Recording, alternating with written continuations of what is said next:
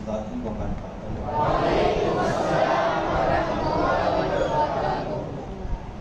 الحمدللہ رب العالمین والعاقبۃ للمتقین والصلاۃ والسلام علی سید الانبیاء والمرسلین، اما بعد فاعوذ باللہ من الشیطان الرجیم، بسم اللہ الرحمن الرحیم۔ سبحان الذی اسری بعبدہ لیلا من المسجد الحرام الی المسجد الاقصی الذی بارکنا حولہ لنریہ من آیاتنا انہ هو السمیع البصیر، صدق اللہ العظیم۔ جس طریقے سے میں پڑھاؤں میرے ساتھ مل کر بآواز بلند پڑھے، الصلاۃ والسلام علیک یا رسول اللہ، الصلاۃ والسلام علیک یا حبیب اللہ، الصلاۃ والسلام علیک یا نبی اللہ، الصلاۃ والسلام علیک یا نور اللہ، صلی اللہ تعالی علیہ وسلم۔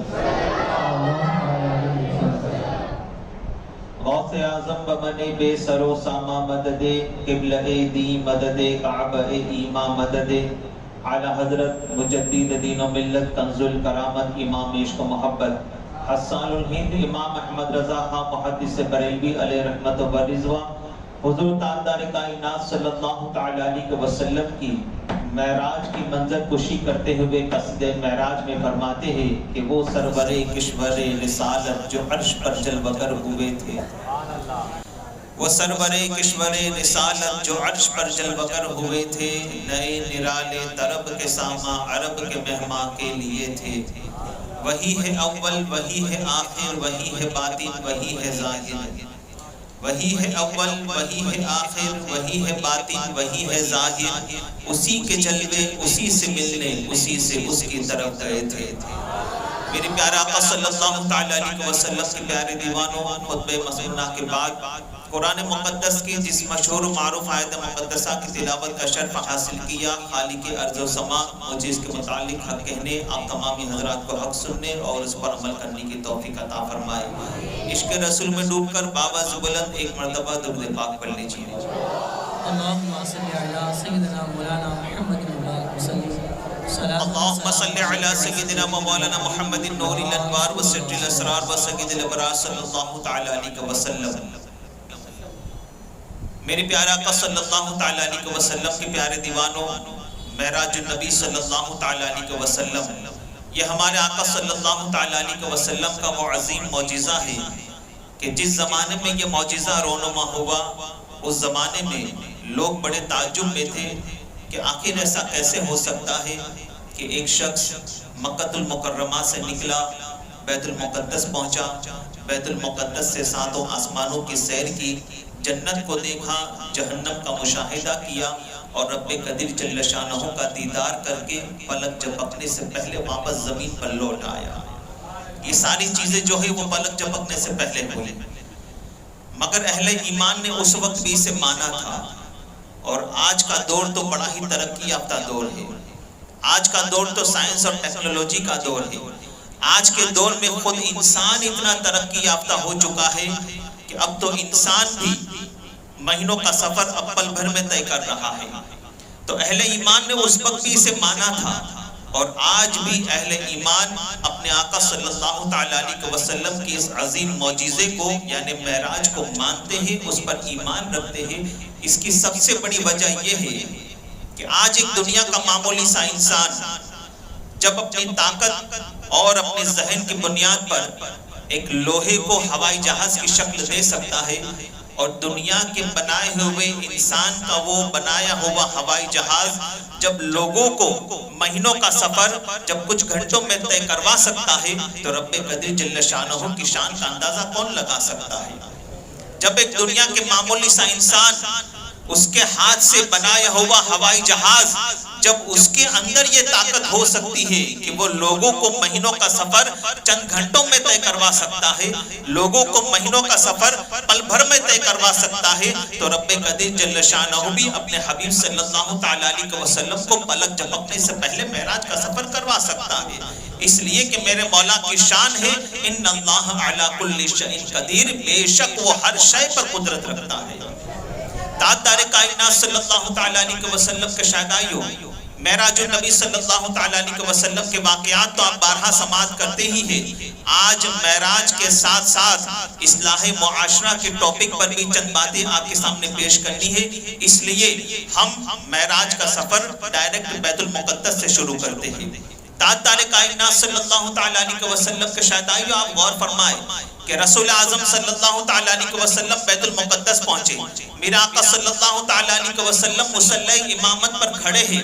آپ غور فرمائیں کہ آج کا دنیا کا انسان اگر امامت کرتا ہے تو جاہلوں کی امامت کرتا ہے، آج اگر کوئی امام بنتا ہے تو جاہلوں کا، آج اگر کوئی امام بنتا ہے تو عابدوں کا، آج اگر کوئی امام بنتا ہے تو زاہدوں کا، آج اگر کوئی امام بنتا ہے تو ولیوں کا، مگر قربان میرے مصطفیٰ جان رحمت صلی اللہ علیہ وسلم کی عظمت پر کہ تاجدار کائنات صلی اللہ تعالیٰ علیہ وسلم معراج کی رات بیت المقدس میں مصلی امامت پر کھڑے ہیں، اور اپنے وقت کے بڑے بڑے تاجدار جو اپنے وقت کے امام ہوا کرتے تھے، آج معراج کی رات بیت المقدس میں میرے مصطفیٰ کے پیچھے ہاتھ باندھ کر کھڑے ہیں، گویا کہ اپنی زبان حال سے یوں عرض کر رہے ہیں کہ نماز اقصا میں تھا یہی سر، نماز اقصا میں تھا یہی سر، آیا ہوں مانے اول و آخر، ہے دست بستہ وہ پیچھے حاضر جو سلطنت آگے کر گئے تھے۔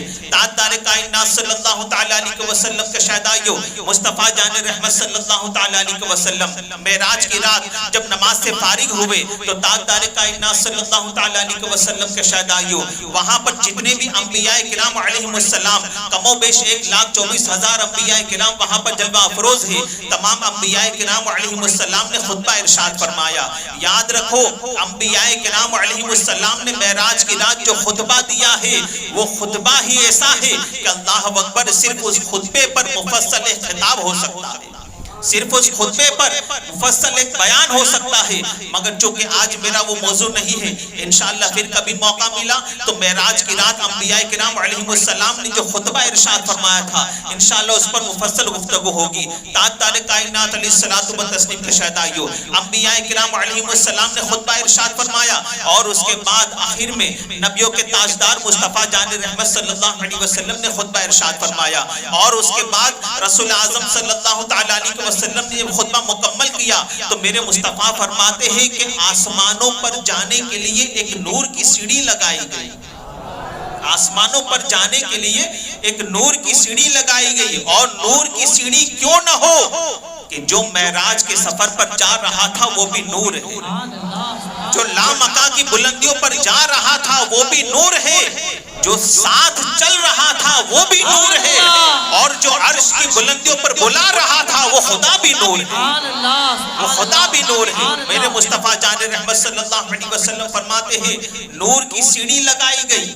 تاجدار کائنات علیہ الصلوۃ والتسلیم فرماتے ہیں ہم پہلے آسمان پر پہنچے، جب ہم پہلے آسمان پر پہنچے جبریل امین علیہ الصلوۃ والتسلیم نے دروازے پر دستک دی، میرا آقا صلی اللہ تعالیٰ علیہ وسلم نے، میرا آقا علیہ الصلوۃ والتسلیم فرماتے جبریل امین نے آسمانوں کے دروازے کو دستک دی۔ اب آپ غور فرمائیں کہ آسمان پر جو دروازے ہیں نا وہ کوئی 1 2 200 500 دروازے نہیں، بلکہ مفسرین فرماتے ہیں کہ آسمان پر ہزاروں لاکھوں دروازے ہیں جہاں سے فرشتے آتے اور جاتے ہیں، مگر آج جس دروازے پر دستک دی جا رہی ہے وہ دروازہ مخصوص ہے، وہ دروازہ خاص ہے۔ تاجدار کائنات علیہ الصلوۃ والتسلیم کے شہدائیوں، اس لیے کہ رب قدیر جل شانہ کا تمام فرشتوں کو حکم تھا، اور یاد رکھیں وہ دروازہ کب بنایا گیا جانتے ہو؟ جب سے آسمان بنائے گئے تب سے وہ دروازہ بنا، جب سے وہ آسمان بنے سارے تب سے وہ دروازہ بھی بنا. سارے دروازے بنائے گئے مگر ایک دروازہ مخصوص تھا, ایک دروازہ خاص تھا. اللہ تعالیٰ فرشتوں سے ارشاد فرماتا ہے اے فرشتوں جس دروازے سے چاہو آ جا کر سکتے ہو, مگر یہ دروازہ خاص ہے, یہ دروازہ میرے حبیب کے لیے ہے. اس لیے کہ ایک وقت ایسا بھی آنے والا ہے جب میں اپنے حبیب کو عرش کی بلندیوں پر بلاؤں گا تب میرا مصطفیٰ اس دروازے سے داخل ہونے والا ہے, اس دروازے سے داخل ہونے والا ہے. یہ دروازہ مصطفیٰ جان رحمت کے لیے خاص تھا مگر جبریل امین نے دستک دی, جبریل امین نے دستک دی, دروازہ نہیں کھولا گیا بلکہ اندر سے آواز آئی کون؟ کہا جبریل. اتنے پر بھی دروازہ نہیں کھولا گیا. اور جانتے ہو آپ حضرت جبریل امین علیہ الصلوۃ والتسلیم کو آسمانوں پر جانے کے لیے اس طرح دروازے کو نوک کرنے کی ضرورت نہیں ہے, اس لیے کہ جبریل امین علیہ الصلوۃ والتسلیم کے لیے ہمیشہ آسمانوں کے دروازے کھلے رہتے ہیں. مگر آج یہاں پر نوک کرنے کی ضرورت پڑی. کیوں؟ جبریل امین نے کہا کہ میں جبریل ہوں, پھر بھی دروازہ نہیں کھولا گیا. پوچھا گیا اندر سے کیا تمہارے ساتھ کوئی اور بھی موجود ہے؟ کہا ہاں میرے ساتھ محمد مصطفیٰ صلی اللہ علیہ وسلم ہے. پھر اندر سے آواز آئی کہ ہاں جبریل اب تمہارے لیے یہ دروازہ کھولا جائے گا, اب تمہارے لیے یہ دروازہ کھولا جائے گا. حضرت قاضی ایاز رحمت اللہ تعالی علیہ یہاں پر بڑی ہی پیاری بات نقل فرماتے ہیں. شفا شریف میں آپ فرماتے ہیں کہ آخر ایسا کیوں؟ جبریل امین علیہ الصلوۃ والتسلیم کے لیے بھی دروازہ کیوں نہیں کھولا گیا؟ تو حضرت قاضی ایاز رحمت اللہ تعالی علیہ ارشاد فرماتے ہیں کہ تاجدار کائنات صلی اللہ تعالی علیہ وسلم جس دروازے سے داخل ہونے والے ہیں اس دروازے میں انٹر ہونے کے لیے جبریل کو بھی اجازت نہیں, اس دروازے سے داخل ہونے کے لیے فرشتوں کا سردار جبریل کو بھی انٹر ہونے کی اجازت نہیں.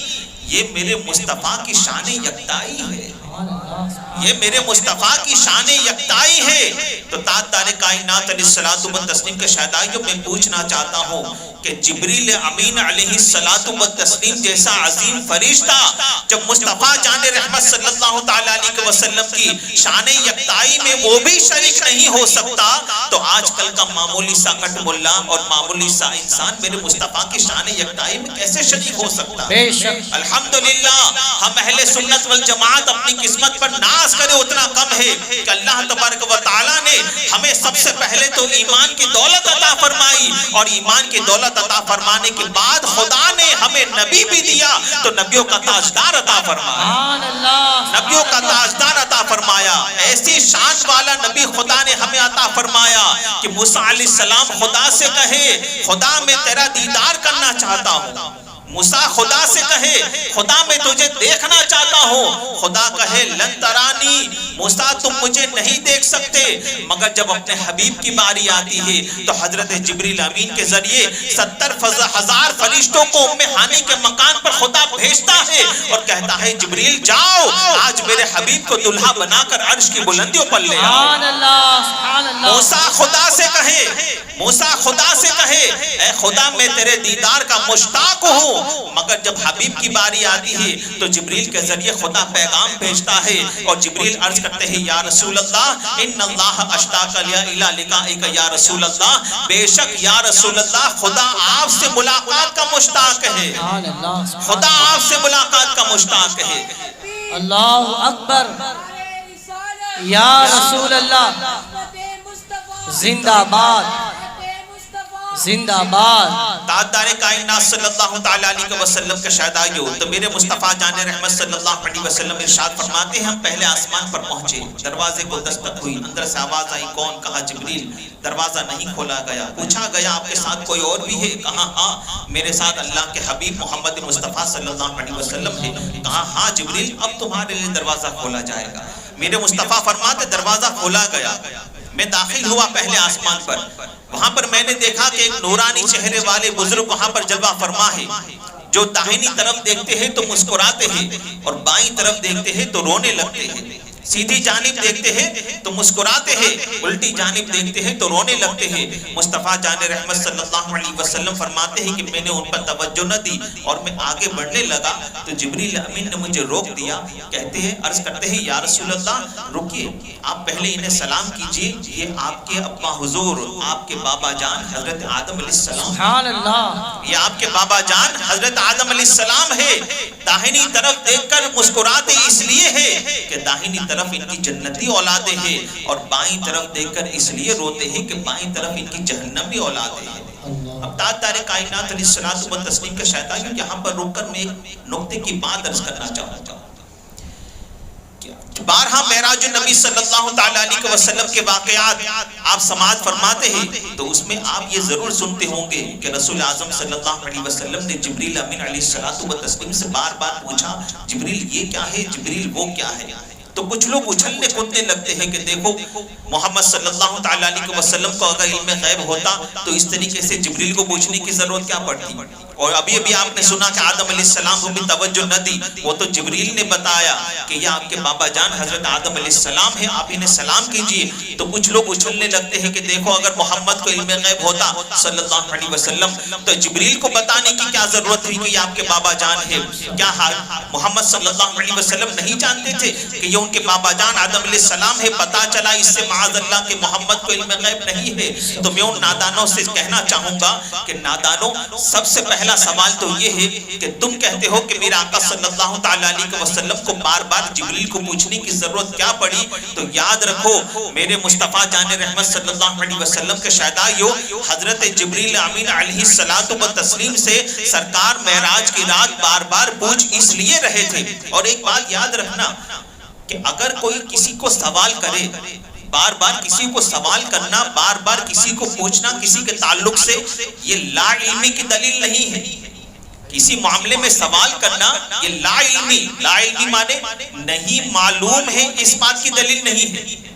بار بار سوال کرنا یہ لا علمی کی دلیل نہیں۔ اور جبریل امین سے جہاں مصطفیٰ جان رحمت بار بار پوچھ رہے ہیں کہ جبریل یہ کیا ہے، جبریل وہ کیا ہے، اس کی وجہ علماء یہ بیان فرماتے ہیں کہ جب معراج مکمل ہو جائے اور رسول اعظم صلی اللہ علیہ وسلم واپس زمین پر تشریف لائے اور اصحاب کرام سرکار سیدنا صدیق اکبر ہو، عمر فاروق اعظم، عثمان ذو النورین، مولا کائنات رضوان اللہ تعالی علیہ مجمعین اگر رسول اللہ سے پوچھے تو رسول اللہ بتا سکے کہ میں نے جبریل کو پوچھا تھا، جبریل نے مجھے یہ بتایا، میں نے جبریل کو پوچھا تھا، جبریل نے مجھے یہ بتایا۔ اور جہاں تک آدم علیہ السلام کی بات ہے کہ تم کہتے ہو کہ آدم علیہ السلام کو رسول اللہ نے نہیں پہچانا، تو نادانو بیت المقدس میں میرے مصطفیٰ جان رحمت صلی اللہ تعالیٰ علیہ وسلم کے ساتھ نماز پڑھنے میں صف اول میں آلریڈی آدم علیہ السلام موجود تھے، آدم علیہ السلام موجود تھے۔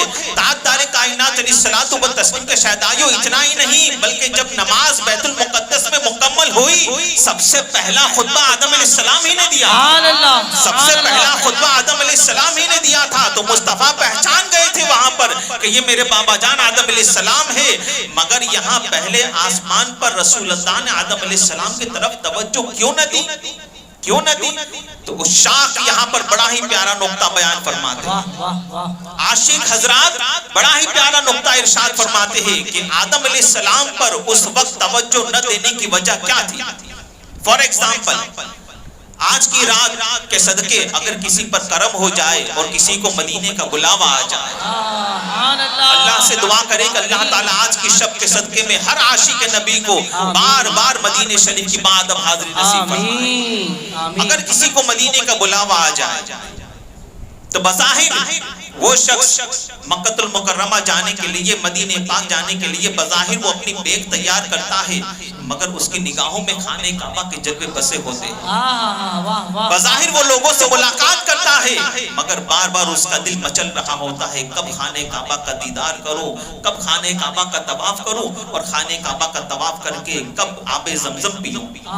بظاہر وہ لوگوں سے ملاقات کر رہا ہوتا ہے، مگر اس کی نگاہوں میں گنبد خضرا کے جلوے بسے ہوتے ہیں کہ کب سنہری جالیوں کے سامنے کھڑے رہ کر رسول اللہ صلی اللہ تعالیٰ علیہ وسلم کی بارگاہ میں صلاۃ و سلام کا نذرانہ پیش کرو۔ تو جب ایک دنیا کا معمولی سا انسان جب اسے مدینے کا بلاوا آتا ہے تو بظاہر وہ لوگوں سے ملاقات کر رہا ہوتا ہے، بظاہر وہ اپنی پیکنگ کر رہا ہوتا ہے، مگر اس کا دل مدینے میں ہوتا ہے، اس کا دل مدینے میں ہوتا ہے۔ تو جب ایک معمولی سا انسان اسے مدینے کا بلاوا آئے تو مدینے کا بلاوا آنے کے بعد لوگوں سے ملاقات تو کرتا ہے، مگر اس کی نگاہوں میں گنبد خضرا کے جلوے بسے ہوتے ہیں۔ یہاں تو میرے مصطفیٰ کو خدا کا بلاوا آیا تھا، یہاں تو میرے مصطفیٰ کو خدا کا بلاوا آیا تھا۔ ایک دنیا کا معمولی سا انسان مدینے کے جلووں میں گم ہو جاتا ہے، وہاں سے بلاوا آنے کے بعد بس اسی طرح آدم علیہ السلام پر میرے مصطفیٰ نے توجہ اس لیے نہ دی کہ میرے مصطفیٰ کی نگاہوں میں خدا کے جلوے بسے ہوئے تھے۔ سبحان اللہ، نعرہ تکبیر، نعرہ رسالت، عظمت مصطفیٰ، عظمت مصطفیٰ، شان مصطفیٰ، جشن شب معراج، جشن شب معراج، مدرسہ صدیق اکبر۔ میرے پیارے آقا صلی اللہ تعالیٰ علیہ وسلم کے پیارے دیوانوں، کچھ لوگ اچھلنے لگتے ہیں کہ دیکھو محمد صلی اللہ علیہ وسلم کو معلوم ہوتا تو جبریل کو پوچھنے کی ضرورت کیا پڑتی۔ پھر یہ لوگ یہ اچھلنے والے ہی پھر بخاری شریف کی وہ حدیث پاک بھی پڑھتے ہوئے لوگوں میں نظر آتے ہیں کہ جمعہ کے دن اگر بندہ جمعہ کی نماز مکمل کر لیتا ہے تو فرشتے رجسٹر لے کر خدا کی بارگاہ میں حاضر ہوتے ہیں اور خدا پوچھتا ہے فرشتوں کہاں سے آ رہے ہیں؟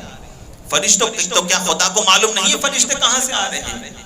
بے شک خدا جانتا ہے کہ فرشتے کہاں سے آ رہے ہیں، مگر اس وقت خدا کا سوال کرنا بندوں کے لیے درس ہے کہ خدا آگے کیا معاملہ فرمانے والا ہے، یہ بندے جان سکے۔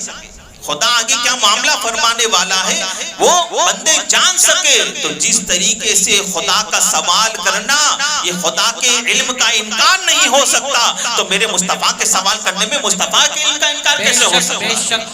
میں ان نادانوں سے کہنا چاہوں گا خدا را مصطفیٰ جان رحمت کے علم کو ناپنا توڑنا چھوڑ دو۔ قسم خدا کی دنیا میں کوئی ایسا ترازو ہی نہیں بنا جس میں میرے مصطفیٰ کے علم کو ناپا یا تولا جائے۔ یاد رکھو آج ہماری ذلت اور پستی کی سب سے بڑی وجہ یہی ہے کہ جیسی شان والا رحمت للعالمین کو ماننا چاہیے تھا ایسا ہم مصطفیٰ کو نہیں مانتے۔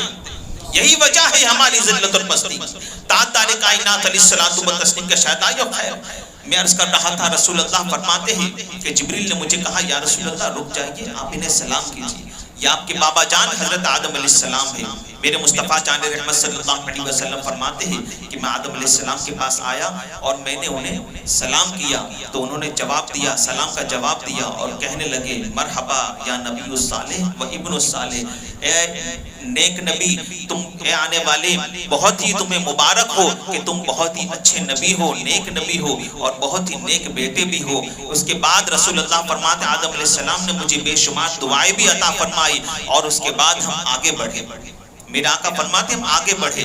ابھی ابھی آپ نے صحیح صاحب سے سنا کہ رسول اللہ صلی اللہ علیہ وسلم فرماتے ہیں کہ جب ہم دوسرے آسمان پر پہنچے تو دوسرے آسمان پر حضرت عیسیٰ علیہ السلام و حضرت یحییٰ علیہ السلام سے ملاقات ہوئی۔ میرے مصطفیٰ فرماتے ہیں انہوں نے بھی مجھے مرحبا کہا۔ اس کے بعد ہم تیسرے آسمان پر پہنچے، وہاں پر یوسف علیہ السلام سے ملاقات ہوئی۔ چوتھے آسمان پر ادریس علیہ السلام سے ملاقات ہوئی۔ پانچویں آسمان پر حضرت ہارون علیہ السلام سے ملاقات ہوئی۔ چھٹے آسمان پر موسیٰ علیہ السلام سے ملاقات ہوئی اور ساتویں آسمان پر حضرت ابراہیم علیہ السلام سے ملاقات ہوئی جو بیت المعمور سے ٹیک لگا کر بیٹھے تھے۔ بیت المعمور سے ٹیک لگا کر، اب آپ جانتے ہو بیت المعمور کیا ہے؟ جس طریقے سے ہمارا قبلہ جو ہے وہ خانہ کعبہ ہے، اسی طرح فرشتوں کا قبلہ بیت المعمور ہے۔ یہ فرشتوں کا قبلہ ہے اور بیت المعمور جانتے ہو کہاں ہے؟ عین خانہ کعبہ کے اوپر، عین خانہ کعبہ کے اوپر بیت المعمور ہے اور بے شمار فرشتے اس کی زیارت کو آ رہے تھے۔ جبریل امین عرض کرتے ہیں، دیکھیں آپ خدا کی شان، جبریل امین عرض کرتے ہیں یا رسول اللہ 70,000 فرشتے روزانہ بیت المعمور کی زیارت کو آتے ہیں۔ روزانہ 70,000 فرشتے بیت المعمور کی زیارت کو آتے ہیں اور یا رسول اللہ جو ایک مرتبہ زیارت کو آ جائے صبح قیامت تک اس کا نمبر نہیں لگے گا، صبح قیامت تک اس کا نمبر نہیں لگے گا۔ اسی سے اندازہ لگا لیجئے کہ فرشتوں کی تعداد کتنی ہوگی۔ فرشتوں کی تعداد کتنی ہوگی. خیر ابراہیم علیہ السلام سے ملاقات ہوئی, انہوں نے بھی مجھے مرحبا کہا اور بے شمار دعاؤں سے نوازا. پھر رسول اللہ فرماتے ہیں ہم کچھ آگے بڑھے تو میرا آقا فرماتے ہیں کہ مجھے ہولناک مناظر دکھائے گئے, چند بھیانک مناظر مجھے دکھائے گئے. یاد رکھے کہ رسول اللہ صلی اللہ تعالیٰ علیہ وسلم کو معراج کی رات جہاں اللہ تعالیٰ نے اپنی بے شمار نشانیاں بتائی نا, وہیں پر اللہ تعالیٰ نے اپنے حبیب صلی اللہ علیہ وسلم کو یہ بھی بتایا کہ اگر کوئی تمہارا امتی گناہ کرے گا تو اسے کیا کیا سزا ملنے والی ہے, اور اگر آپ کا کوئی امتی نیک اعمال کرے گا تو میں انہیں کیسے کیسے انعاموں سے نوازنے والا. یہ ساری چیزیں بھی خدا نے بتائی. تو میرے مصطفیٰ فرماتے ہیں کہ مجھے ہولناک مناظر دکھائے گئے. اب اصلاح معاشرہ کا ٹاپک شروع ہوتا ہے. میرے مصطفیٰ فرماتے ہیں کہ جب ہم کچھ آگے بڑھے تو میں نے دیکھا کہ ایک اندھا اور ایک بہرا فرشتہ ہے جس کے ہاتھوں میں جہنم کا ہتھوڑا ہے, اور ایک شخص وہاں پر لیٹا ہے, اس کے سر پر ہتھوڑا مارا جاتا ہے, اس کا سر چکنا چور ہو جاتا ہے. ایگزامپل یوں دیا گیا, مثال کے طور پر اگر ہمارے ہاتھوں میں ہتھوڑی ہو اور نیچے چنے کو رکھ دیا جائے اور ہتھوڑی کو چنے پر مار دیا جائے تو چنے کا حال کیا ہوتا ہے. بس فرمایا اسی طرح اس انسان کے سر کا حال ہوتا ہے. اور یاد رکھے جہنم کے ہتھوڑے کو دنیا کے ہتھوڑی کی طرح نہ سمجھنا, وہ جہنم کا ہتھوڑا ہے. فرمایا گیا کہ ساری دنیا کے انسان اور ساری دنیا کے جنات ملا کر بھی اس ہتھوڑے کو اٹھا نہیں سکتے, مگر خدا نے اس فرشتے کو طاقت دی ہے کہ اس کے ہاتھ میں, مگر وہ اندھا ہے, دیکھ نہیں سکتا, بہرا ہے, سن نہیں سکتا. دیکھے تو رحم آئے نا, دیکھے تو رحم آئے. اللہ تعالیٰ نے یہ ڈیوٹی اس فرشتے کے سپرد کی ہے. وہ فرشتہ اس کے سر پر ہتھوڑا مارتا ہے, اس کا سر چکنا چور ہو جاتا ہے, پھر سر بنایا جاتا ہے, پھر ہتھوڑا مارا جاتا ہے, پھر سر چکنا چور ہو جاتا ہے. اس طرح قیامت تک عذاب ہوتا رہے گا. میرے مصطفیٰ فرماتے ہیں میں نے جبریل سے پوچھا جبریل یہ کون ہے؟ عرض کرتے ہیں یا رسول اللہ یہ آپ کی امت کے وہ لوگ ہیں جو نماز میں سستی کیا کرتے ہیں. اب آپ غور فرمائیں, یہ نہیں کہا گیا کہ نماز نہیں پڑھتے تھے, یہ کہا نماز تو پڑھتے تھے مگر سستی کے ساتھ پڑھتے تھے. نماز تو پڑھتے تھے, جماعت کا وقت ختم ہونے کے بعد نماز پڑھتے تھے. نماز تو پڑھتے تھے, جان بوجھ کر اپنے گھروں پر نمازیں ادا کرتے تھے, جماعتوں کو ترک کر دیا کرتے تھے. نماز تو پڑھتے تھے مگر ایک نماز کا وقت ختم ہونے کے بعد جب دوسری نماز کا وقت شروع ہونے والا ہوتا اس وقت نماز پڑھا کرتے تھے. یعنی اس کو کہتے ہیں سستی سے نماز پڑھنا. تو کیا کہا جبریل امین نے؟ عرض کرتے یا رسول اللہ یہ آپ کی امت کے وہ لوگ ہیں جو نمازوں میں سستی کیا کرتے تھے. رسول اعظم صلی اللہ علیہ وسلم کے شہدائیوں, آپ اور ہم اپنی زندگی پر غور کریں, کیا ہم بھی نمازوں میں سستی نہیں کرتے؟ سستی کرنا تو بہت دور کی بات, اب تو ہم جان بوجھ کر نمازوں پر نمازیں قضا کرتے ہوئے نظر آتے ہیں, جان بوجھ کر نمازیں قضا کر رہے ہیں. یاد رکھو ہمارے اسلاف, اللہ اکبر, ایک بزرگ کو جب پھانسی کے تختے پر چڑھایا جانے لگا ان سے پوچھا گیا آخری خواہش کیا ہے, تو انہوں نے کہا کہ مجھے صرف 2 رکعت نماز پڑھ لینے دو, اپنے رب کے حضور سجدہ کر لینے دو. ہمارے اسلاف نے تو پھانسی کے تختوں پر چڑھنے کے باوجود بھی نمازوں کو ترک نہیں کیا. ہم نے نرم نرم گدوں پر سونے کے باوجود بھی, ایسی والی مساجد ہونے کے باوجود بھی, پنکھوں کے نیچے نماز پڑھنے کے باوجود بھی ہم جان بوجھ کر نمازوں پر نمازیں قضا کر رہے ہیں. تاجدار کائنات علیہ الصلوۃ والتسلیم کے شہدائیوں, ہمارے اسلاف کی نماز, اللہ اکبر, خدا کہتا ہے قد افلح المؤمنون, کامیابی کو پہنچے وہ ایمان والے. کون ایمان والے؟ آج ہم نے کامیابی کس چیز کو سمجھ لیا ہے جانتے ہو؟ آج ہم یہ سمجھتے ہیں گاڑی اور بنگلہ آ جائے تو ہم کامیاب ہو گئے. ہم یہ سمجھتے ہیں راتوں رات صبح میں اٹھے تو راتوں رات باپ دادا کی جائیداد نکل آئے کہیں سے تو ہم کامیاب ہو گئے.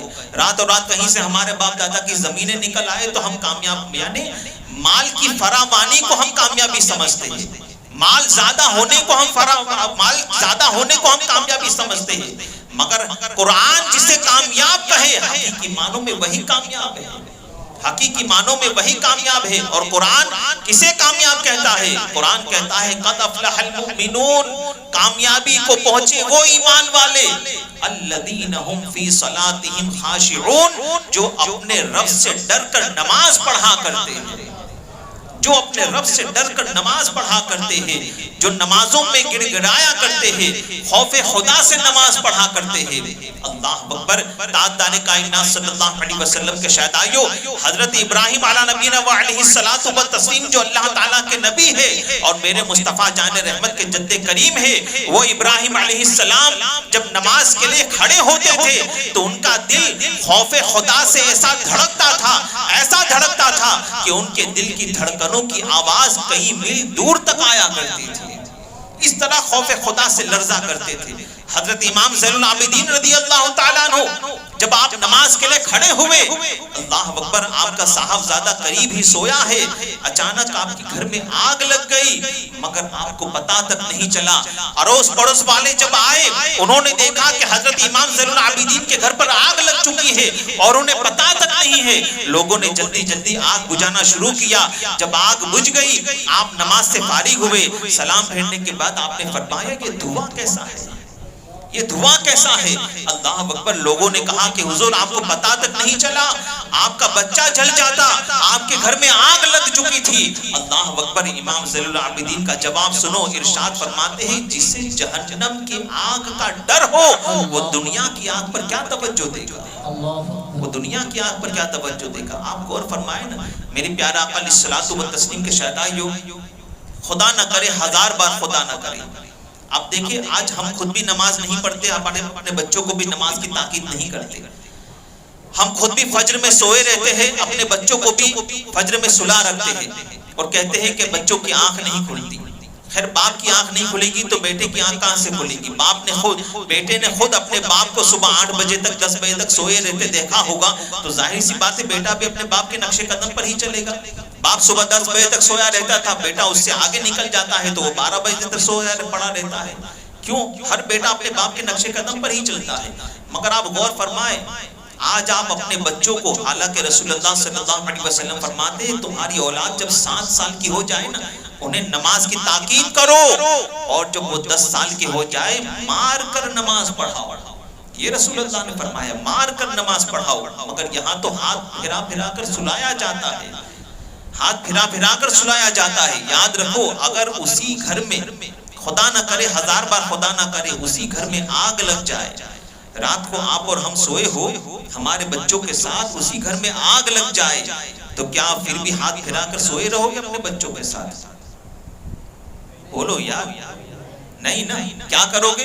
جلدی سے خود بھی اٹھو گے، اپنے بچوں کو اگر وہ نہیں اٹھ رہا ہے پھر بھی گھسیٹ کر اس کو گھر سے باہر نکالو گے، ہے نا؟ کچھ لوگوں کی ایسی خطرناک نیند ہوتی ہے کہ ان کو 1000 بار اٹھایا جائے مگر اٹھتے نہیں ہیں، مگر انہیں اگر کوئی ایسے نیند والا ہو تو اسے گھسیٹ کر گھر کے باہر نکالو گے مگر اس کو جلنے نہیں دو گے۔ تو میری پیارا آقا علیہ الصلوۃ والتسلیم کے شہدائیوں، دنیا کی آگ کا اتنا ڈر لگتا ہے کہ دنیا میں اگر گھر میں آگ لگ جائے تو تم اپنی اولاد کو جلنے نہیں دیتے ہو، مگر کیا تم یہ نہیں سمجھتے ہو کہ فجر کی نماز قضا کروا کے تم اپنے بچوں کو جہنم کے عمیق گڑھے میں ڈال رہے ہو؟ وہ گڑھا جسے ویل کہا گیا، اور وہ ویل نامی گڑھا رسول اللہ فرماتے ہیں جہنم خود اس سے روزانہ 70 مرتبہ پناہ مانگتی ہے، خود جہنم اس سے ویل نامی گڑھے سے پناہ مانگتی ہے۔ تاجدار کائنات علیہ الصلوۃ والتسلیم کے شہدائیوں، اور یہ دنیا کی آگ تو جہنم سے ہی لائی گئی، مگر خدا نے دنیا کی آگ کو، جہنم کی آگ کو دنیا میں ڈالنے سے پہلے 70 مرتبہ 70 ٹائم 70 مرتبہ اپنے رحمت کے پانی سے دھویا، پھر خدا نے دنیا میں بھیجا ہے، پھر اس آگ کو دنیا میں خدا نے بھیجا ہے۔ مگر بتاؤ آپ اور ہم دنیا کی آگ میں ہاتھ ڈال سکتے ہیں؟ جلدی جلدی جواب دو، ڈال سکتے ہیں؟ نہیں ڈال سکتے۔ مگر جب دنیا کی آگ میں ہاتھ نہیں ڈال سکتے ہو، اور یاد رکھو دنیا کی آگ ہمیں اندھیرے میں اجالا دیتی ہے نا، جہنم کی آگ فرمایا گیا وہ کالی اور بھیانک آگ ہے، کالی اور بھیانک آگ ہے۔ خدا را مسلمانوں، جہنم کی آگ سے ڈرو، اللہ کے عذاب سے ڈرو۔ امام زین العابدین فرماتے جس سے جہنم کی آگ کا ڈر ہو بھلا وہ دنیا کی آگ کی کیا پرواہ کرے گا؟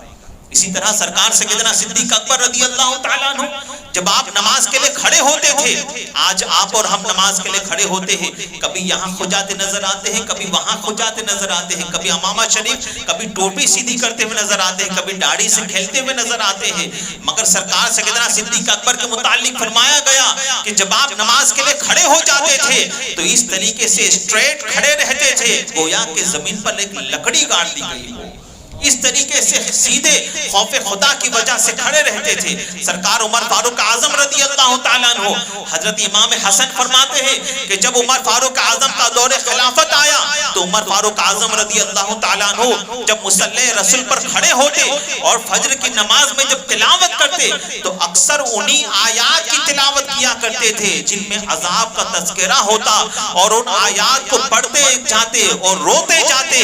امام حسن فرماتے ہیں ایک مرتبہ تو عمر فاروق اعظم فجر کی نماز میں اتنا روئے، تلاوت کرتے کرتے اتنا روئے کہ مجھے ڈر لگنے لگا کہ کہیں روتے روتے عمر فاروق اعظم کی جان نہ نکل جائے۔ حضرت عثمان ذو النورین آپ فرماتے ہیں مجھے تین چیزیں سب سے زیادہ پسند ہیں، تین چیزیں سب سے زیادہ پسند ہیں۔ پہلی چیز بھوکوں کو کھانا کھلانا، ننگوں کو کپڑا پہنانا، دوسری چیز کثرت سے قرآن کی تلاوت کرنا، اور تیسری چیز جب رات کو سب سو جائے اپنے رب کے حضور سجدہ کرنا، اپنے رب کے حضور سجدہ کرنا۔ مولا کائنات رضی اللہ تعالیٰ عنہ جب اذان ہوتی نماز کے لیے مسجد میں جاتے تو آپ کا چہرہ زرد پڑ جاتا، آپ کا چہرہ پیلا پڑ جاتا اور خوف خدا سے کانپنے لگتے۔ لوگ عرض کرتے ہیں کہ حضور کیا معاملہ ہے؟ جب جب اذان ہوتی ہے آپ مسجد کی طرف جاتے ہو آپ کا چہرہ پیلا پڑ جاتا ہے اور آپ کانپنے لگتے ہو، اس کی کیا وجہ ہے؟ تو مولا کائنات رضی اللہ تعالیٰ عنہ فرماتے نادان تو نہیں جانتا علی کس کی بارگاہ میں کھڑا ہونے جا رہا ہے؟ کیا تو نہیں جانتا علی کس کی بارگاہ میں کھڑا ہونے جا رہا ہے؟ اللہ اکبر۔ سیدۃ النساء فاطمہ زہرا رضی اللہ تعالیٰ عنہا جب آپ عشاء کی نماز پڑھنے کے بعد فارغ ہو جاتی تو آپ نفل نمازوں کے لیے کھڑی ہو جایا کرتی، اور آپ کی نفل نماز کا ایک سجدہ اتنا لمبا ہوتا تھا، اتنا طویل ہوتا تھا کہ آپ سجدے میں ایسی منہمک ہو جاتی کہ فجر کی اذان ہو جاتی، اور جب فجر کی اذان ہو جاتی آپ سجدے سے سر اٹھاتی، سلام پھیرتی اور رب کی بارگاہ میں عرض کرتی کہ مولا تو نے کتنی چھوٹی چھوٹی راتیں بنائی ہیں کہ تیری فاطمہ جی بھر کر تیرا سجدہ بھی ادا نہیں کر سکتی۔ یہ ہمارے اسلاف تھے۔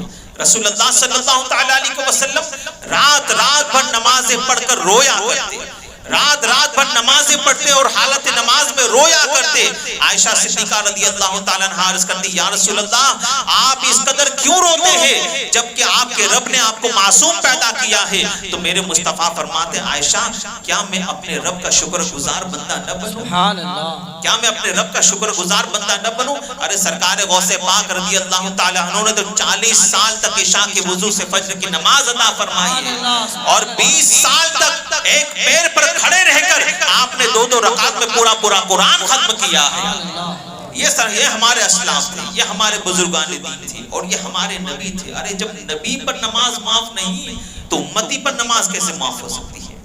امتی پر نماز کیسے معاف ہو سکتی ہے؟ خدا را مسلمانوں نماز کی پابندی کرو، نماز کی پابندی کرو۔ ایک شاعر کہتا ہے کہ تو اللہ کے حضور میں سر کو جھکا کے تو دیکھ، تو اللہ کے حضور میں سر کو جھکا کے تو دیکھ، ملتا ہے کیا نماز میں سجدے میں جا کے تو دیکھ، ملتا ہے کیا نماز میں۔ ارے جس نے نماز ہی نہ پڑھی ہو کبھی، جس نے کبھی سجدہ ہی نہ کیا ہو یا جمعہ والا 2 رکعت والا سجدہ کیا ہو، وہ 5 وقتہ نماز کی لذت کو کیسے پا سکتا ہے؟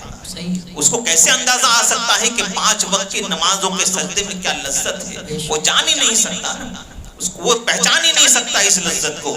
اس کی مثال یوں دی گئی کہ 2 دوست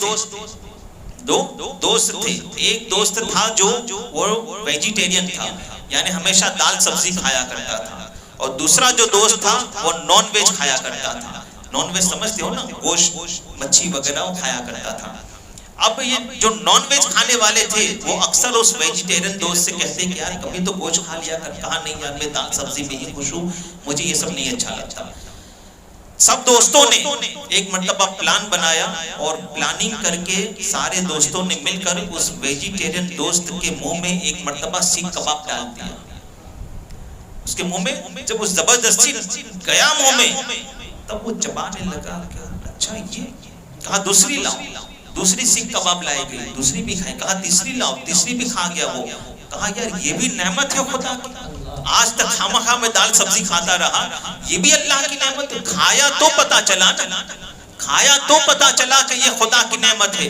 اب میوزک کے اندر زندگی گزارنے والا، رات کی عیاشیوں میں اپنی زندگی گزارنے والا، شراب کے اڈوں پر اپنی زندگی گزارنے والا، اسی طریقے سے تاش پتے اور کیرم بورڈ کے اڈوں پر اپنی زندگی گزارنے والا سمجھتا ہے کہ سارا مزہ اسی کے اندر ہے، سارا سکون اسی کے اندر ہے۔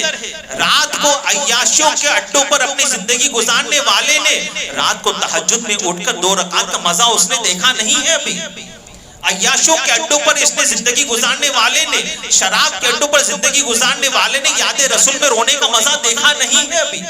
اسی طریقے سے تاش پتے اور کیرم بورڈ کے اڈوں پر راتوں کو زندگی گزارنے والے نے ابھی قرآن کی تلاوت کا مزہ دیکھا نہیں ہے۔ وہ یوں سمجھتا ہے کہ سارا مزہ گناہوں میں ہی ہے، حالانکہ میرے رب کا فرمان ہے الا بذکر اللہ تطمئن القلوب، کہ بے شک دلوں کا چین خدا کے ذکر میں ہے۔ اس گناہ کرنے والے نے سکے کا ایک پہلو دیکھا ہے، دوسرا پہلو تو اس نے دیکھا ہی نہیں، تو اسے پتا کیسے چلے گا، اسے پتا کیسے چلے گا؟ وہ سمجھتا ہے سارا مزہ اسی میں ہے۔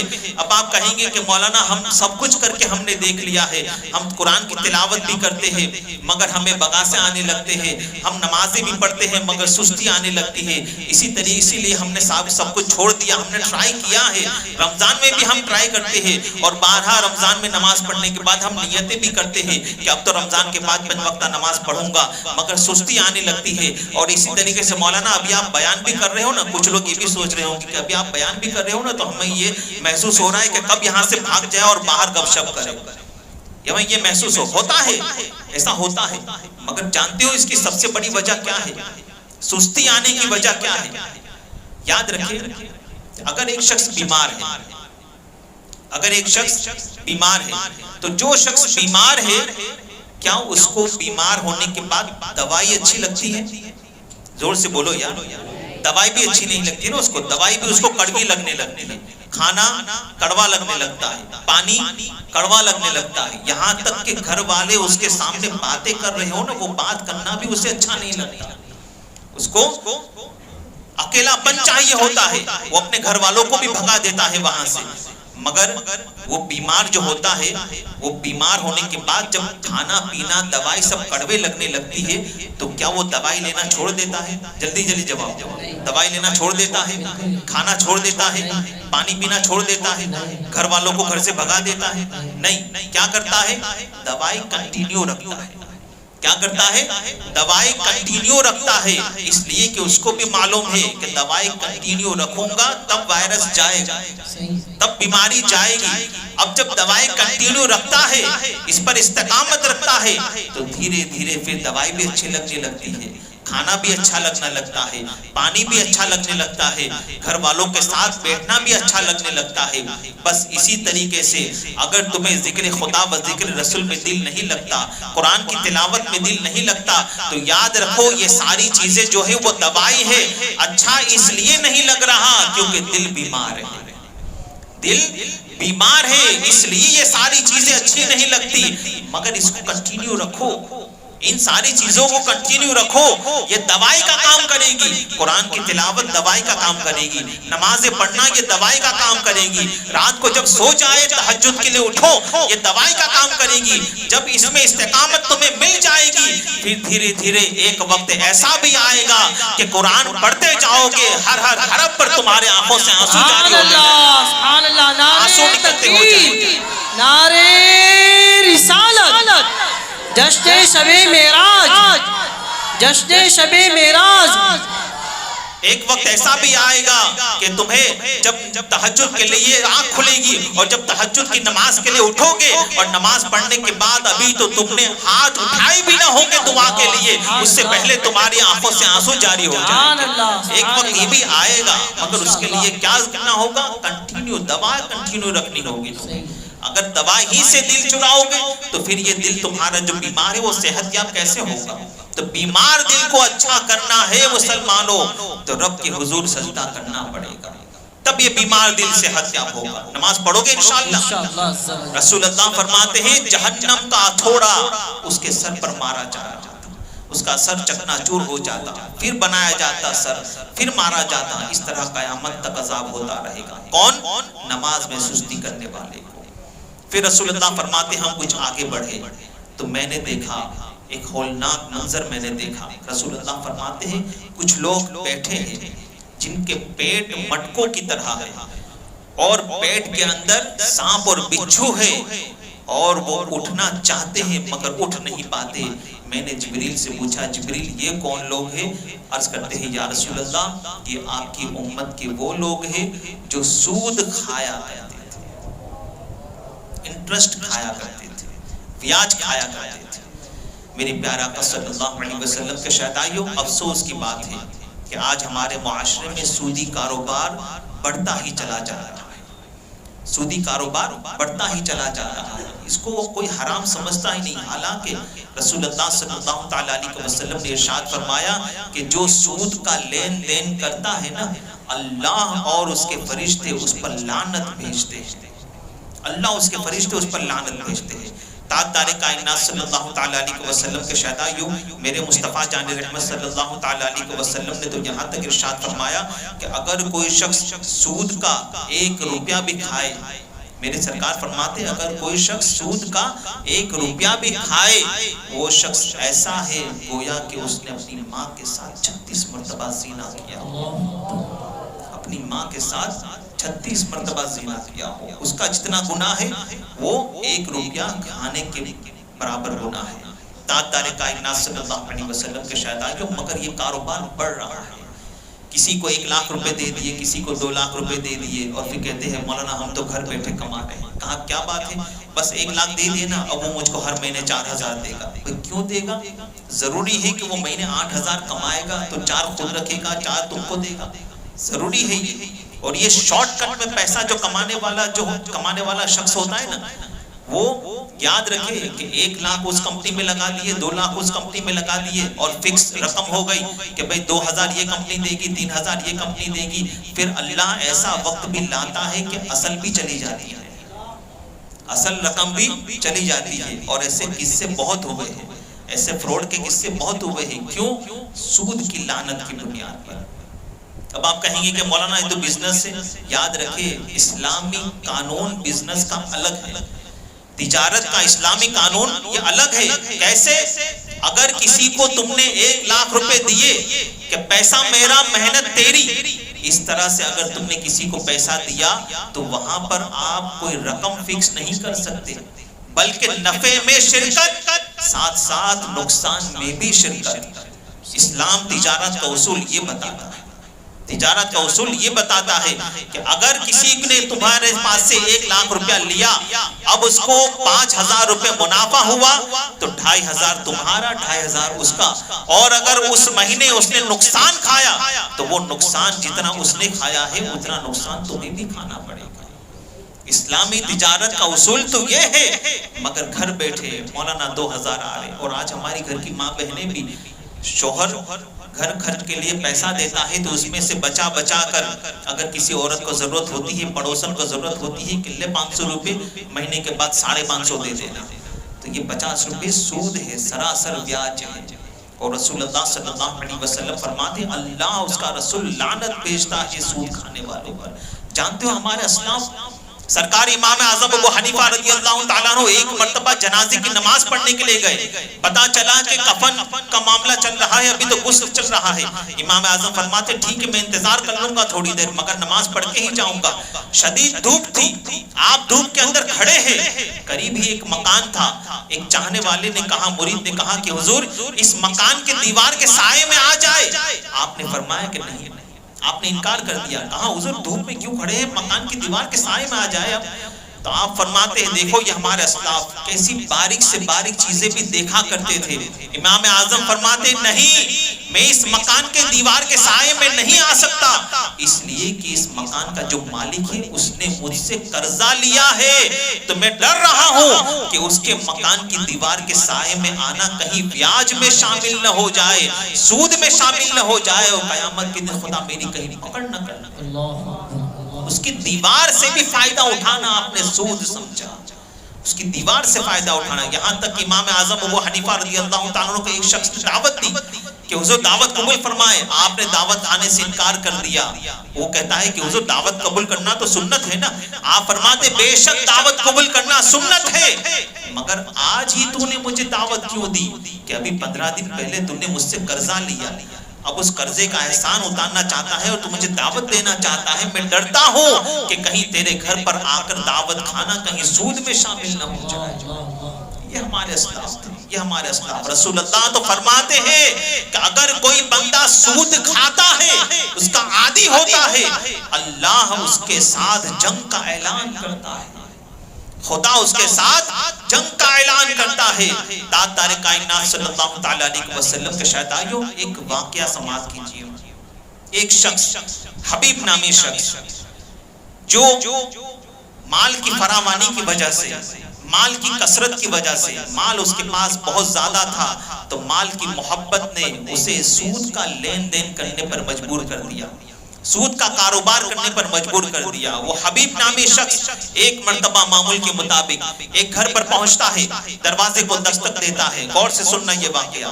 دروازے کو دستک دیتا ہے، ایک بڑھیا نے دروازہ کھولا. وہ حبیب نامی شخص کہتا ہے کہ بڑھیا میں اپنا سود لینے آیا ہوں، اپنی رقم لینے آیا ہوں. بڑھیا کہتی ہے کہ میرا شوہر تیری رقم کا انتظام ہی کرنے گیا ہے، تم کل آنا. تو حبیب جلال میں آ جاتا ہے، غصے میں آ جاتا ہے اور کہتا ہے بڑھیا تجھے معلوم نہیں ہے کہ میں جس گھر پر ایک مرتبہ چلا جاتا ہوں وہاں سے خالی ہاتھ واپس نہیں آتا، اب تو کچھ نہ کچھ لے کر ہی جاؤں گا. اچانک حبیب کی نظر گھر کے چولہے پر پڑتی ہے تو وہاں کیا دیکھا کہ اندر سیری اور پائے پڑے ہیں، جسے ہم گجراتی میں منڈی پایا کہتے ہیں. بکرے کی سیری اور پائے پڑے ہیں. کہا وہ کیا ہے؟ کہا وہ ہمارے بچوں کے لیے میرا شوہر لایا ہے. کہا تیرے بچے بھوکے مرے یا کچھ بھی ہو مجھے اس سے کیا لینا دینا، اب یہاں سے خالی ہاتھ تو واپس جانا نہیں ہے، لا وہ سیری پائے مجھے دے دے.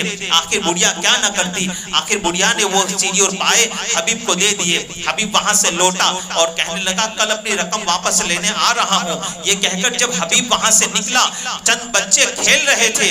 بچوں نے جب حبیب کو آتے ہوئے دیکھا تو بچے وہاں سے ہٹ گئے اور ان میں سے ایک بچہ کہتا ہے ہٹ جاؤ، حبیب سود خور آ رہا ہے، کہیں اس کے پیروں کی مٹی ہم پر پڑ گئی نا تو خدا کا عذاب کہیں ہم پر بھی نازل نہ ہو جائے.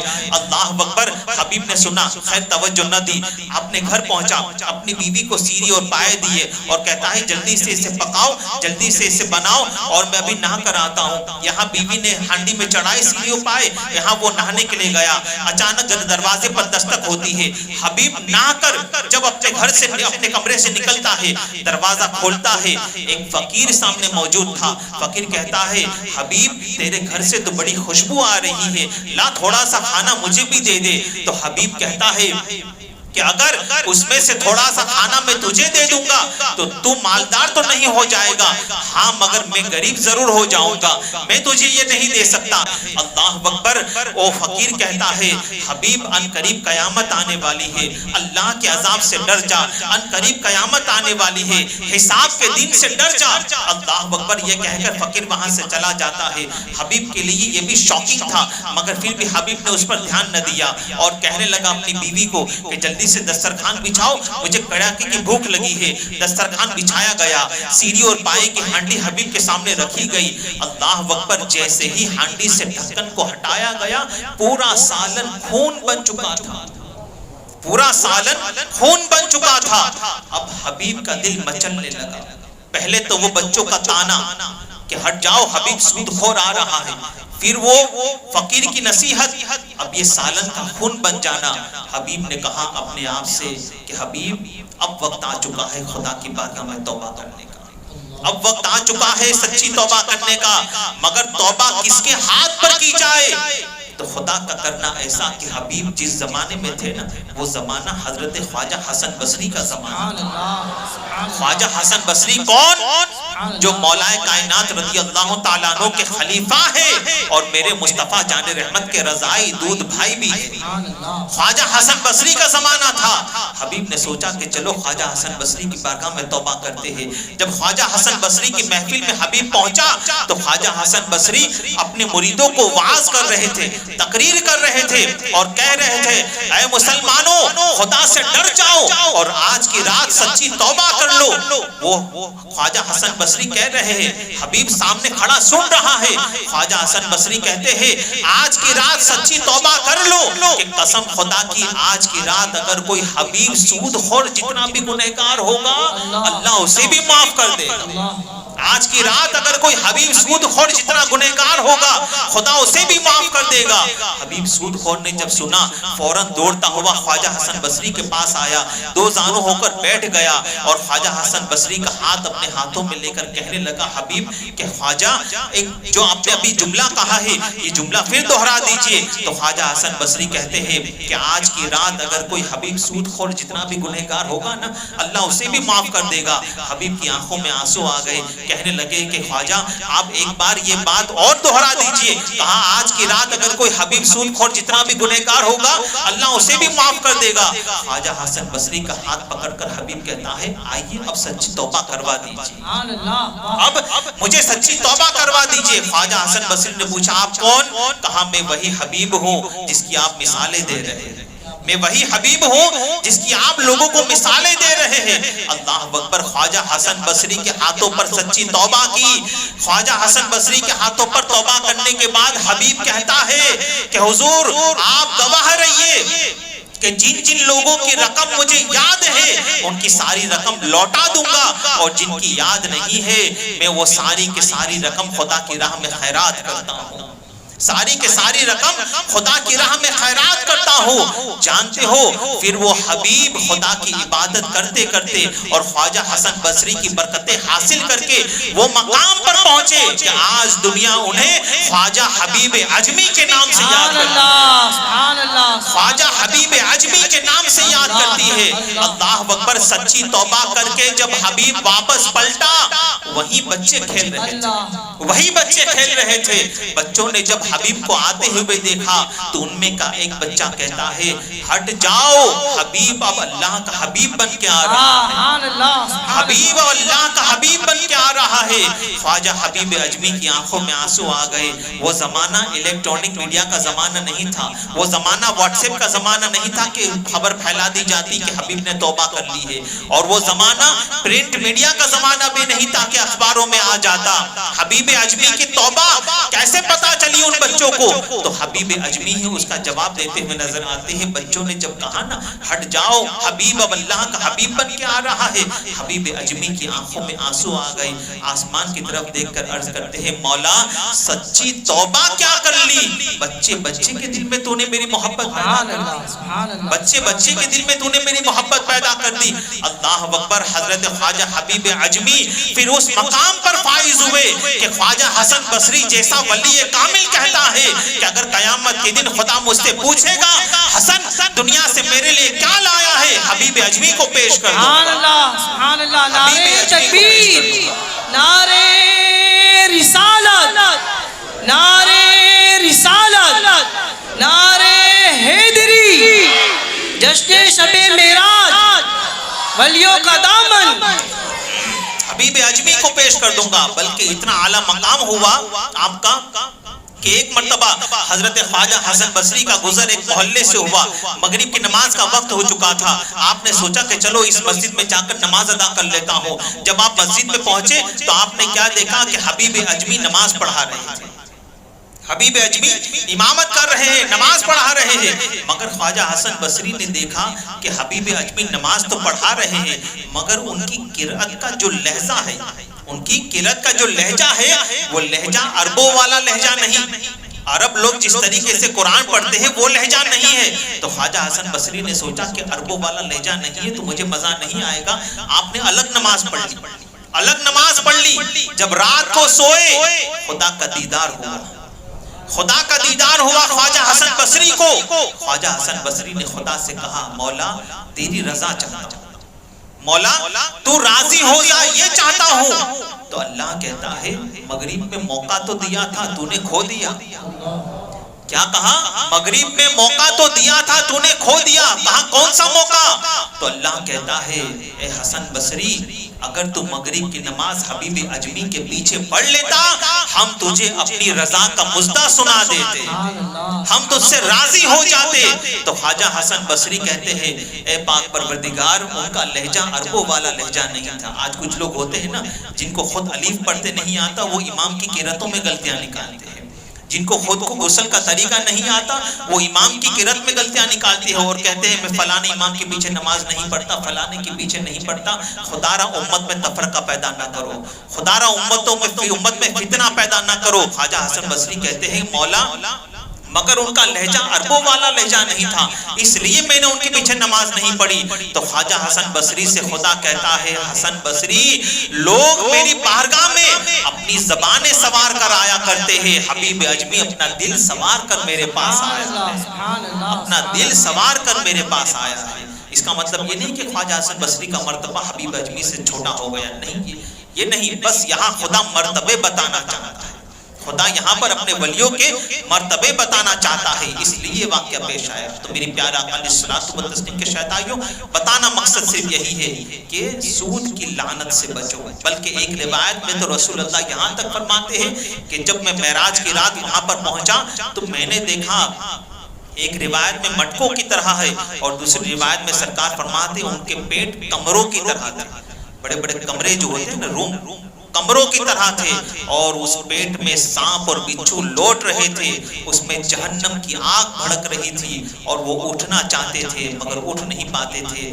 جبریل امین سے میں نے پوچھا تو جبریل کہتے ہیں یا رسول اللہ یہ آپ کی امت کے وہ لوگ ہیں جو سود کھایا کرتے تھے، تو سودی کاروبار سے خود بھی بچے، اپنی اولاد کو بھی بچائے۔ بس ایک آخری بات، تاجدار کائنات علیہ الصلوۃ والتسلیم فرماتے ہیں میں کچھ آگے بڑھا تو میں نے ایک ہولناک منظر دیکھا کہ کچھ لوگوں کو جہنم کی جو کڑی ہوتی ہے، جو کیا کہتے ہیں اس کو، ہونک جو ہوتا ہے، جہنم کی ہونک سے زبانوں کے ذریعے سے انہیں لٹکایا گیا ہے، زبانوں کے ذریعے سے انہیں لٹکایا گیا ہے، اور پھر جہنم کی دہکتی ہوئی بڑی کینچی سے ان کی زبان کاٹی جاتی ہے، وہ جہنم کے گڑھے میں گر جاتے ہیں، پھر انہیں لایا جاتا ہے، پھر زبانوں کے ذریعے لٹکایا جاتا ہے، پھر کینچی سے زبان کاٹی جاتی ہے۔ اس طرح قیامت تک عذاب ہوتا رہے گا۔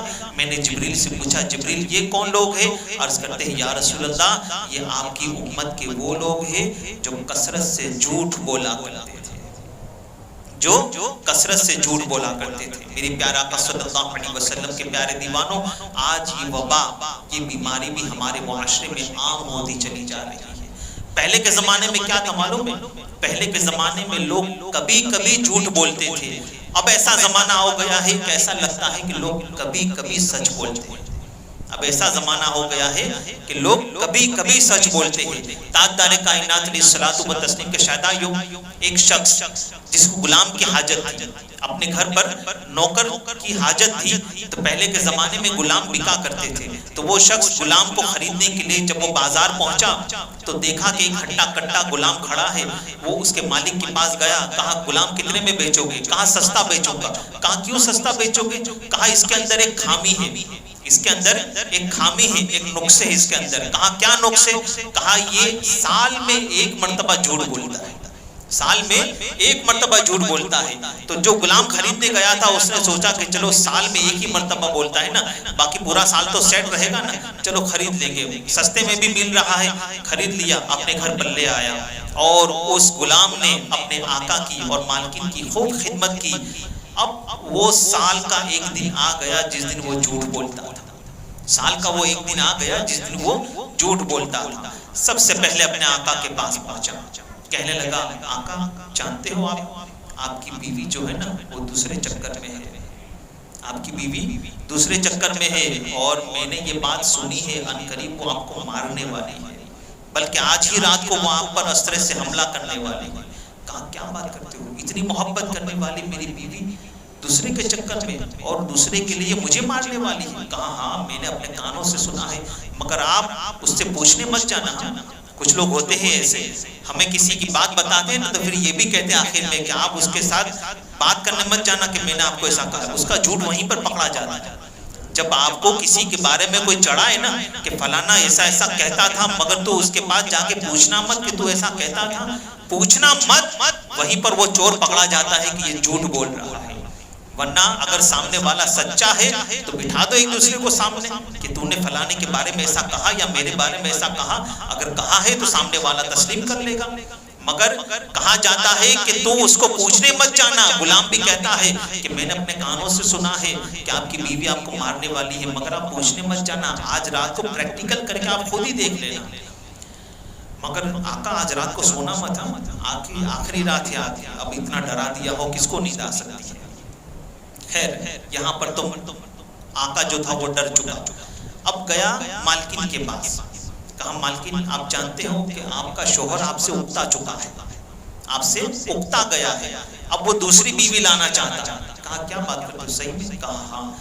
اب اس کا علاج، بیوی کہتی ہے، مالکن کہتی ہے اب اس کا علاج. تو غلام کہتا ہے کہ آپ ایک کام کیجئے کہ آپ کے شوہر کے گلے کے پاس کے داڑھی کے 2 بال مجھے لا کر دیجئے، اس پر میں کچھ جنتر منتر کروا دیتا ہوں تو آپ کا شوہر پھر سے آپ کا گرویدہ ہو جائے گا، آپ سے بے پناہ محبت کرنے لگے گا. کہا اچھا ایسی بات ہے؟ کہا ہاں. مگر وہ بال کیسے لاؤں؟ فوراً اسطرہ نکال کر دیتا ہے، اس اسطرے سے لا کر کاٹ کے لے جائیں گے، مگر گردن کے پاس سے ہونے چاہیے. کہا ٹھیک ہے. اب وہ شوہر رات کو صرف آنکھ بند کر کے سویا تھا، نیند تو آ نہیں رہی تھی، انتظار کر رہا تھا. اب ایک بیوی آئی، اس نے دیکھا کہ شوہر کی آنکھ لگ چکی ہے تو اس نے دھیرے سے داڑھی ہٹائی اور وہاں پر اسطرہ ڈال کے جیسے ہی بال کاٹنے گئی، شوہر کو لگا کہ یار غلام کی بات تو صحیح تھی، یہ تو حقیقت میں مجھے مارنے آئی ہے. فوراً اس نے بیوی کے ہاتھوں سے اسطرہ لیا، اپنی بیوی کی گردن پر پھیرا دی، بیوی دھڑام کر کے نیچے گری، اس کا انتقال ہو گیا. پولیس آئی، اس شوہر کو پکڑ کے لے گئی، اس کو بھی پھانسی ہو گئی. محبتوں والا ہرا بھرا گھر برباد ہو گیا. کس کی بنیاد پر؟ جھوٹ کی لعنت کی بنیاد پر. جھوٹ کی لعنت کی بنیاد پر. رسول اللہ فرماتے ہیں اگر کوئی بندہ اپنی زبان سے جھوٹ بولتا ہے نا، ہر مومن کے ساتھ ایک فرشتہ ہوتا ہے. میرا آقا فرماتے ہیں جھوٹ کی وجہ سے اس کے منہ سے ایسی بدبو نکلتی ہے کہ فرشتہ 1 میل دور چلا جاتا ہے. فرشتہ 1 میل. اور جانتے ہو آپ جھوٹ کی فائل ہے نا سنبھالنی پڑتی ہے. جھوٹ ہے نا سنبھالنا پڑتا ہے. اگر کوئی شخص کسی سے پوچھے، مثال کے طور پر اگر کوئی مجھ سے پوچھے، اب مجھے لوگوں میں اپنی دھوس جمانی ہو، سامنے والا اگر کوئی مجھ سے پوچھے کہ آپ کہاں پر رہتے ہو، اب سامنے والے کے آگے اپنی دھوس جمانی ہے، یہ تو نہیں کہہ سکتا ہوں نا کہ چھوٹے سے جھوپڑے میں رہتا ہوں. اب مجھے سامنے والے کے آگے اپنی امپریشن جمانی ہے تو جھوٹ بول دیا فتح گنج میں بنگلو ہے میرا. کہا اچھا فتح گنج میں بنگلو ہے. دوسرا شخص پوچھتا ہے کیا کرتے ہو؟ کہا دبئی میں امپورٹ اور ایکسپورٹ کا بزنس کرتا ہوں. کہا اچھا اتنا بڑا بزنس ہے آپ کا. کہا تیسرے نے پوچھا کہاں تک پڑھائی کی ہے آپ نے؟ کہا گریجویشن تک پڑھا ہوں. کہا اچھا. اب یہ جھوٹ کی فائل آپ کو سنبھالنی پڑے گی کہ اس کو فتح گنج میں بنگلو بولا ہے، اس کو دبئی میں بزنس بولا ہے اور اس کو میں نے گریجویشن بولا ہے. اب یہ جھوٹ کی فائل سنبھالنی پڑتی ہے. مگر سچ ہے جو سنبھالنا نہیں پڑتا. آدھی رات کو اگر پوچھے تو وہی جواب ملے گا جو دین کے اجالے میں ملا ہے، جو دین کے اجالے میں ملا ہے. اسی طریقے سے اگر آفس میں لیٹ ہو جاؤ، سیٹ پوچھے اگر آپ سے، باس اگر پوچھے کہاں گئے تھے، کہاں نانی مر گئی تھی، اب آپ کو جھوٹ کی فائل وہاں آفس میں سنبھالنی پڑے گی کہ نانی اب دوسری مرتبہ بیمار نہیں ہو سکتی آفس میں، ہے نا.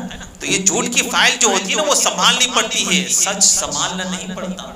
سچ جو ہے وہ سنبھالنا نہیں پڑتا. اور یاد رکھے کہ سچا جو ہوتا ہے نا اس کو کہنے کی ضرورت نہیں پڑتی میں سچا ہوں، اس کا چہرہ ہی بتا دیتا ہے وہ سچا ہے. میرے مصطفیٰ کے لیے مکہ کے کافروں نے کیا لقب دیا تھا مصطفیٰ کو؟ صادق الوعد الامین، کہ یہ سچے ہیں، وعدہ نبھانے والے ہیں اور امانت میں خیانت نہیں کرتے. سب سے پہلا لقب کیا دیا تھا؟ یہ سچے ہیں، یہ سچے ہیں. بے شمار ایسے واقعات آپ نے سنے ہیں. حبیب یمنی نے یہی تو کہا تھا کہ ابو جہل یہ محمد کا جو چہرہ ہے یہ چہرہ جھوٹوں کا چہرہ نہیں ہو سکتا. ایک بڑھیا والا واقعہ بھی ہے. وہ بڑھیا کہتی ہے کہ محمد تمہارا چہرہ سچوں والا چہرہ ہے.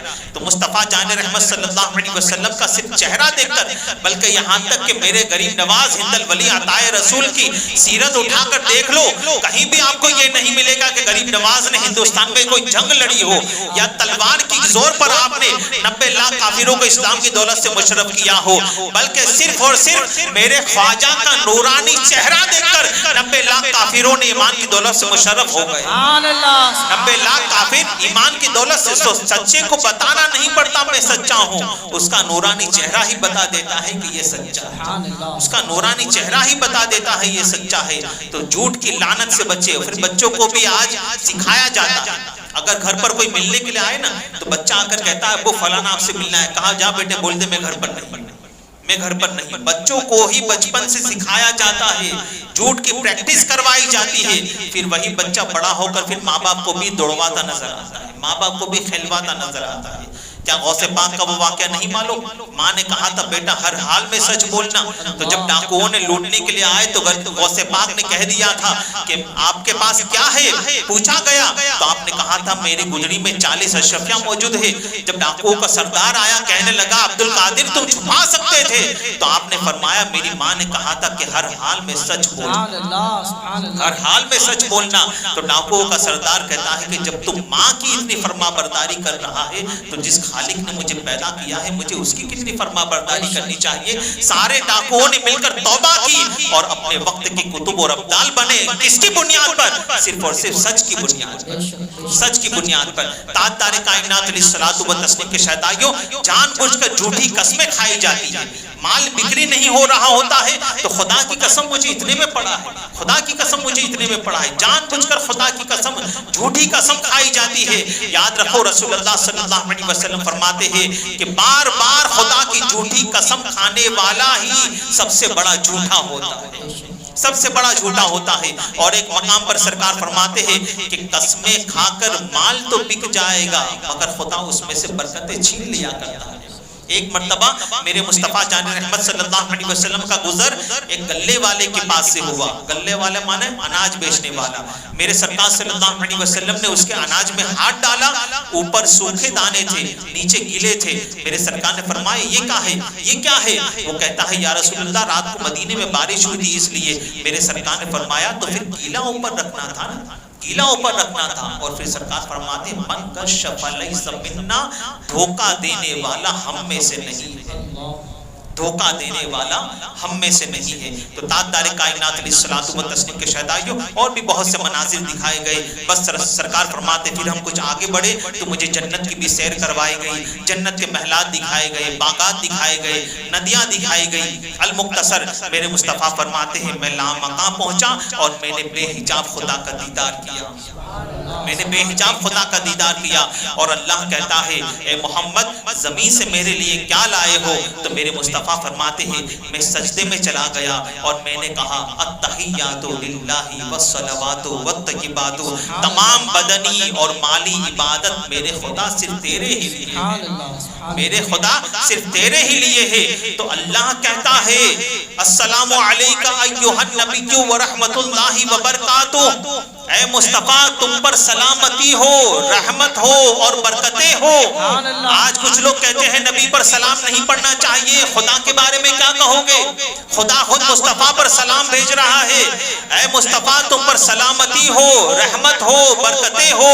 اتنا ہی نہیں بلکہ پھر رسول اللہ کہتے ہیں السلام علینا وعلی عباد اللہ الصالحین, مجھ پر بھی میری امت کے عبادت صالحین پر بھی سلامتی, مجھ پر بھی اور میری امت کی عبادت صالحین پر بھی سلامتی. آج کچھ لوگ کہتے ہیں نبی پر سلام نہیں پڑھنا چاہیے.